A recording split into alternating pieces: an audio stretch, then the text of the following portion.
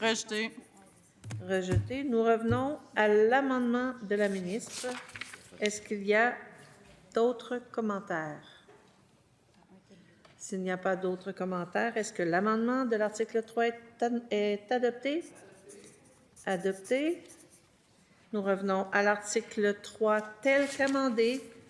Est-ce qu'il y a d'autres commentaires? S'il n'y a pas d'autres commentaires, est-ce que l'article 3 tel qu'amendé est adopté? Sur division, nous avons reçu un amendement qui ajouterait l'article 3.1 de la députée de Sherbrooke, qui est sur greffier. Nous aimerions que vous nous en fassiez la lecture, Madame la députée, s'il vous plaît. Ça va me faire grand plaisir, Madame la Présidente, surtout que j'ai craint ne pas pouvoir y arriver. Insérer après l'article 3 du projet de loi le suivant, 3.1. Le ministre des Ressources naturelles et de la Faune, conjointement avec le ministre de l'Environnement, de la lutte contre les changements climatiques, de la Faune et des Parcs, selon leurs compétences respectives, mandate le Bureau d'audience publique sur l'environnement d'effectuer tous les 3 ans un état des lieux sur la gestion des matières dangereuses résiduelles et des matières non dangereuses préoccupantes. Cet état des lieux doit comprendre 1. L'évaluation de la capacité actuelle et projetée des installations existantes et planifiées à répondre aux exigences environnementales et de santé publique. 2. Un inventaire des sites contaminés ou à risque de contamination associés à ces matières, incluant des lieux sous gestion privée et publique.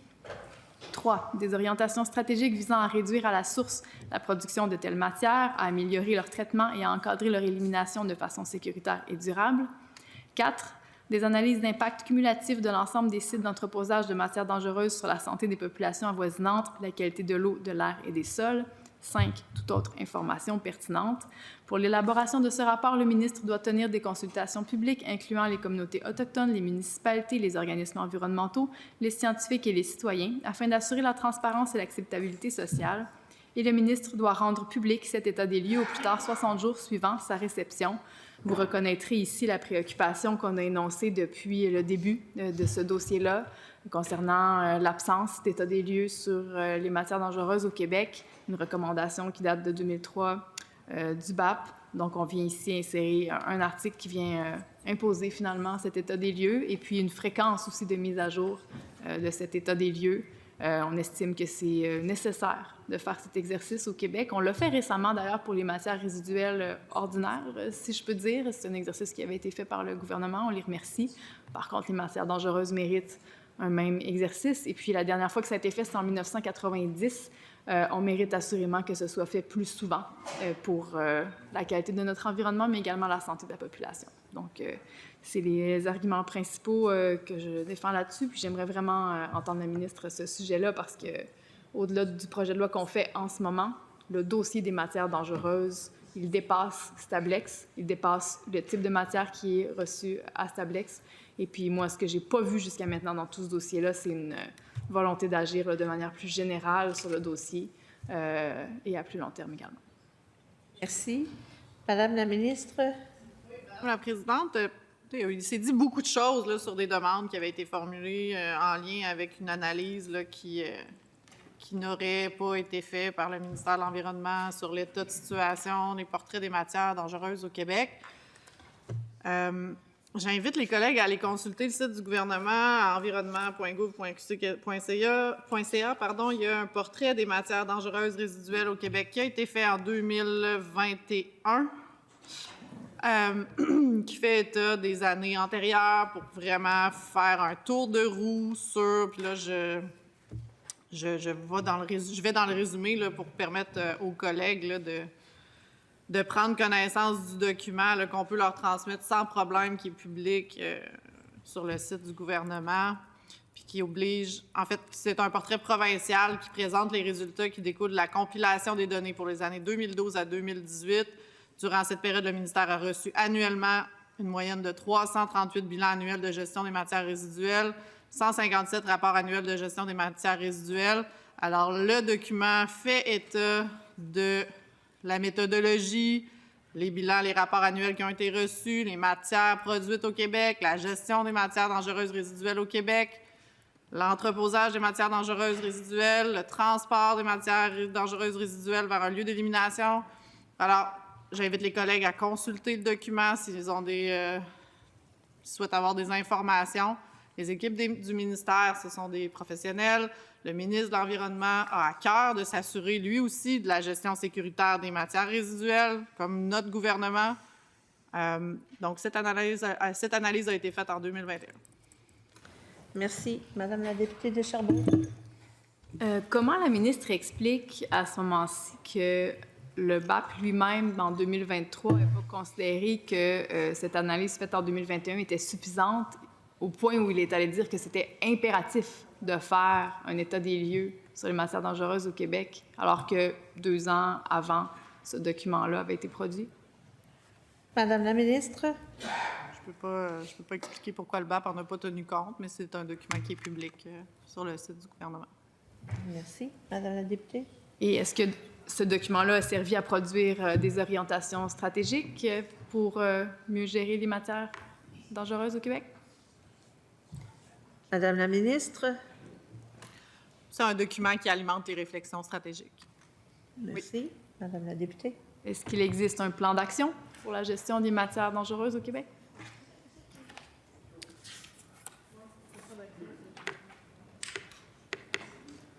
Il existe...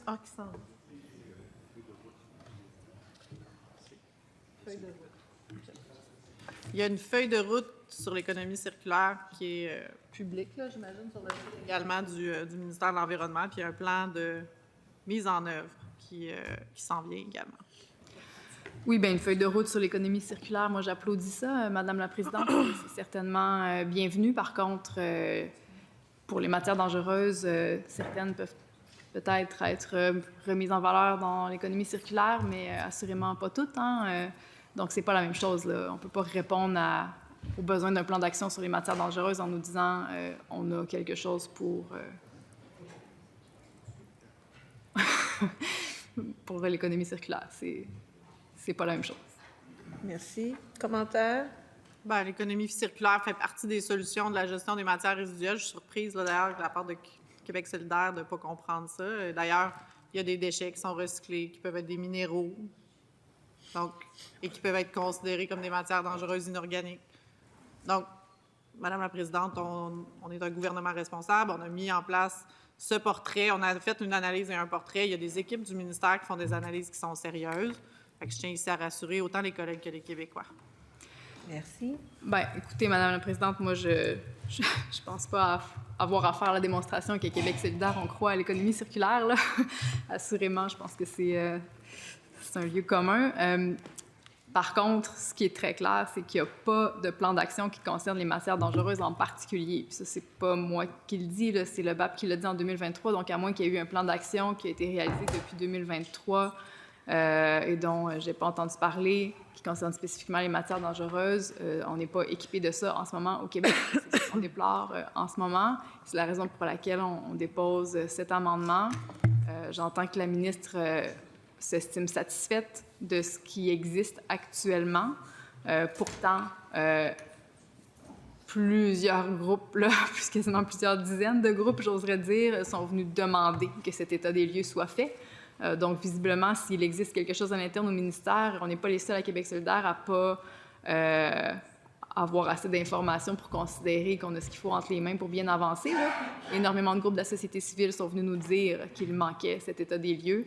C'est pas une demande qui m'est propre, là. C'est une demande largement partagée. C'est la demande qui faisait le plus consensus au terme des auditions. La ministre a assisté à toutes les auditions. Je suis certaine qu'elle a lu tous les mémoires avec son équipe et ça revenait continuellement. On a besoin de cet état des lieux. C'était le consensus le plus clair. Merci. Commentaire? Bien, je ne crois pas qu'il est nécessaire d'ajouter dans la loi ce pouvoir-là. Il est déjà dans la loi le pouvoir du ministre de mandater le BAP. C'est déjà prévu dans la loi sur la qualité de l'environnement. Encore une fois, je réfère les collègues au portrait qui a été fait.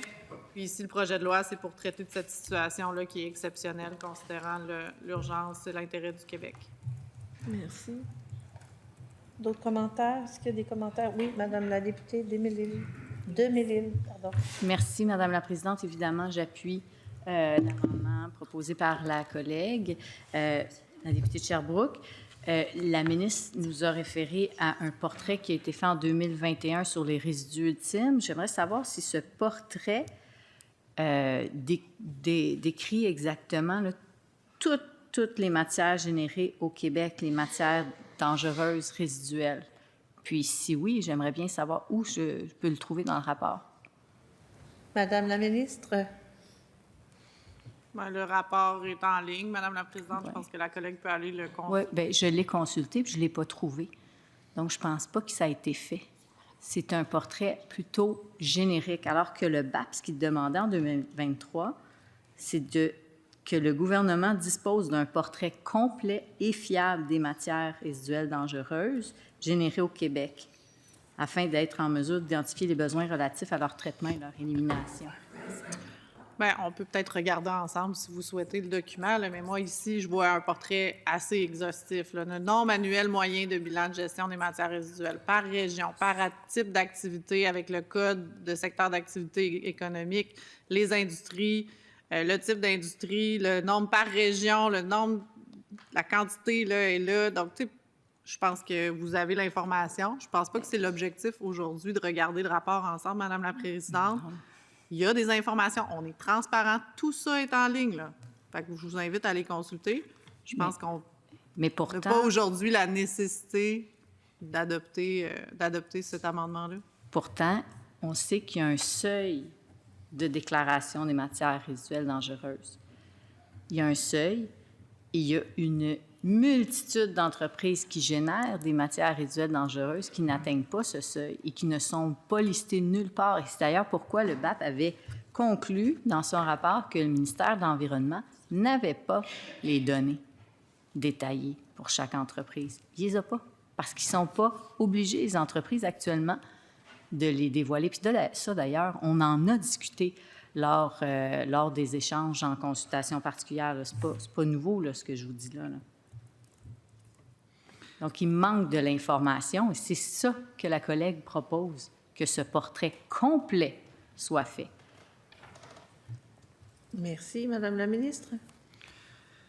Bien, Madame la Présidente, il y a un portrait qui a été fait. Il existe, oui, des entreprises qui sont assujetties à l'obligation de déclaration du rapport annuel en vertu d'un règlement du gouvernement.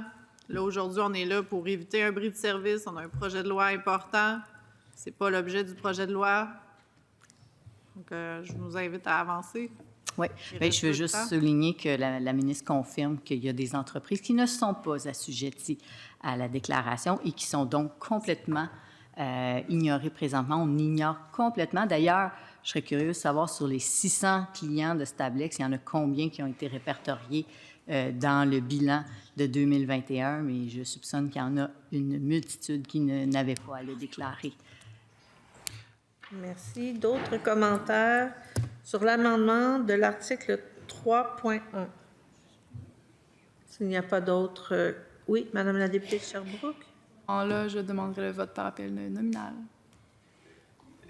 Électronique? Oui. Un vote... Est-ce que je peux voter ici ou je dois voter à ma place? Ça veut dire que tout le monde s'en est. On doit appeler les députés. Donc, on suspend les travaux.